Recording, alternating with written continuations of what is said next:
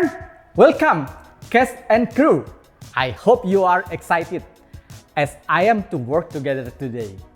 I am your director, Teacher Stefanus, and I'm here to lead you through a fun learning experience about cooperation. What is cooperation? It means working together to do more than you can do alone. Yes, in other words, we are learning about teamwork. But we will learn further about it after our worship time. Let's stand up and sing together.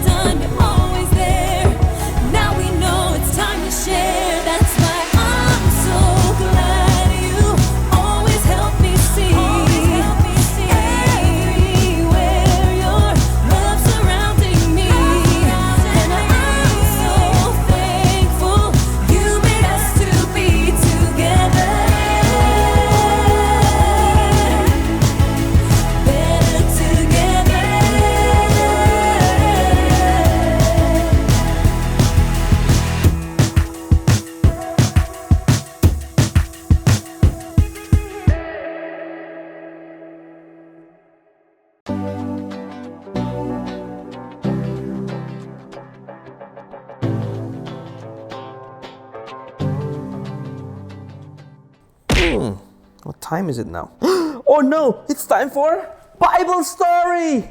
Hello everyone, ready to listen to the story today? In a time long ago, after the Israelites had been taken captive in a faraway land, some of God's people were allowed to return to their homeland. The city of Jerusalem had been destroyed and its walls lay in ruin. But God had a plan for His people, and He raised up a man named Nehemiah to help rebuild what had been broken. Nehemiah was not just any man. He worked in the palace of King Artaxerxes, the king of Persia.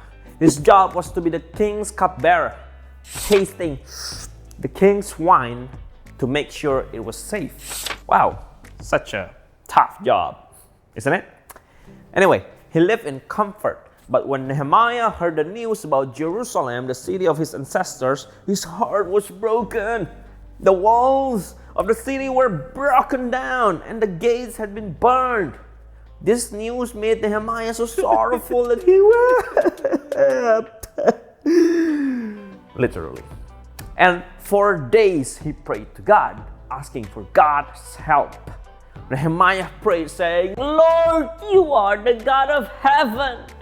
You are a great and wonderful God. You keep your promises and show your love to those who obey you. He confessed the sin of his people and asked God to remember them and to help him as he spoke to King Artaxerxes. One day, when Nehemiah was before the king noticed that Nehemiah's face looked so sour, so sad, like as he was working with the king. So the king asked him why he was troubled. Nehemiah explained the situation in Jerusalem, and he asked the king if he could go and rebuild the city wall. To Nehemiah's amazement, the king agreed and even gave him letters of permission to travel safely through the lands on his journey.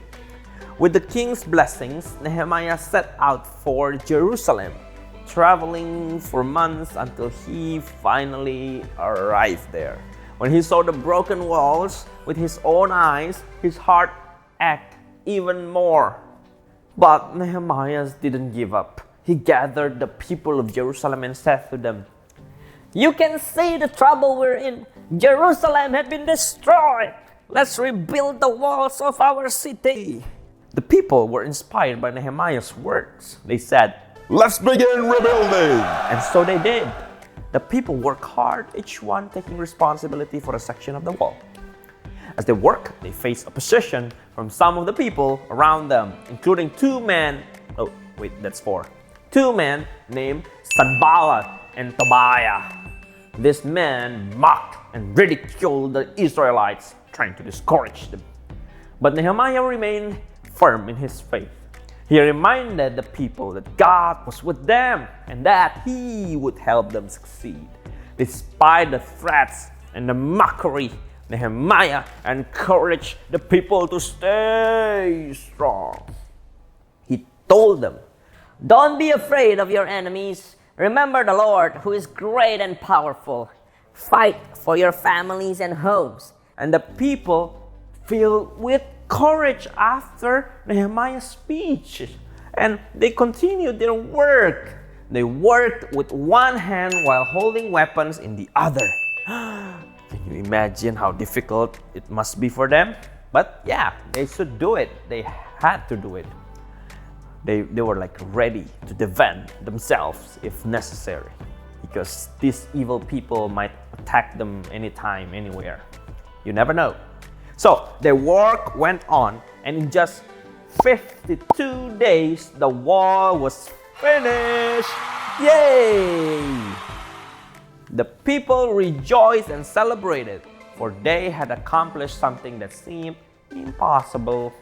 When the wall was complete, the priests gathered the people together and read them from the book of God's law. The people realized that they had not been living according to God's way, and their hearts were filled with sorrow. But Nehemiah encouraged them again, saying, This day is holy to the Lord your God. Do not weep or be sad. Go and enjoy good food and sweet drinks. Share with those who have none, for the joy of the Lord is your strength. And so the people celebrated. Yay! Yay! Yay! They celebrated knowing that God had helped them rebuild the walls and had brought them back together as a nation. Nehemiah and the people of Jerusalem had done something great. But it wasn't because one man did it alone, not by Nehemiah's strength alone. Nehemiah knew that they needed to work together in order to accomplish such a big task. Through their cooperation and with God's help, they had restored the city and made it a safe place once again. Nehemiah's story teaches us a powerful lesson about working together. Even though the task seemed impossible, the Israelites knew that with God's help and by cooperating, they could rebuild the walls of Jerusalem. And just as Nehemiah trusted God and worked together with the people, We too can solve problems and accomplish great things when we work together. Let's read the bottom line for this week together. Work together to solve problems. When we face challenges in our lives, whether big or small, God calls us to work together and support each other. Just like Nehemiah, we can accomplish so much more when we have others by our side and when we trust God to guide us. Now, let us pray together. Dear God, thank you for the example of Nehemiah and the Israelites. Help us to work together to solve problems and to trust you in everything that we do. Give us the courage to ask for help and the patience to work alongside others. We thank you for the strength that comes from cooperating with others and for your guidance in our lives. In Jesus' precious name we pray. Hallelujah. Amen. It's pop quiz time. I'll ask you some questions and you can shout out loud the correct answer based on the Bible story you just heard. Are you ready? Question number 1. Why was Nehemiah so sad when he heard about Jerusalem? He lost his favorite pet camel there? The city walls were broken down and the gates were burned? Or his favorite bakery in Jerusalem ran out of honey cakes? You got it. Nehemiah was so sad because the city walls were broken down and the gates were burned. Question number 2. How did the people react when Nehemiah said they should rebuild the wall? They all started the floss dance? They said, let's start rebuilding and got to work right away? Or they ran to the nearest ice cream shop to celebrate? Yes, they said, let's start rebuilding and got to work right away. Last question. What did Nehemiah tell the people when their enemies tried to stop them from rebuilding the wall? Let's have a pizza party and forget about the wall. Don't be afraid. Remember, God is with us. Or, quick, everyone, hide under the wall. Yes, Nehemiah told the people, do not be afraid. Remember, God is with us. You all did it. Thanks for playing Pop Quiz with me.